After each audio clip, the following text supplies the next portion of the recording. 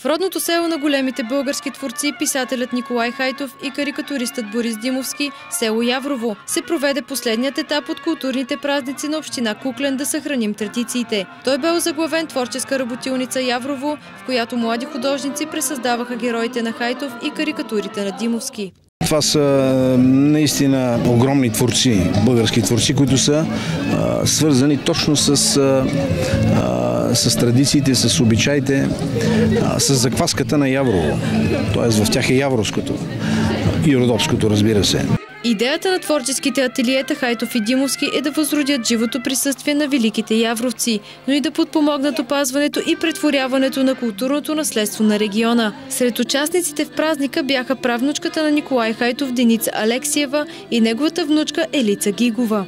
Аз изобразих историята на Николай Хайтов от разказа Шумки от Габър, която също е и книгата му, за която се разказва за боровете и за другите дървета. Запознаването в класната стая е друго, а когато се добрат до мястото, където са живяли тези творци, когато се обмени, виждаме и ги заведат до паметника и на Борис Димовски, и до чешмата, където е паметника на Николай Хайтов.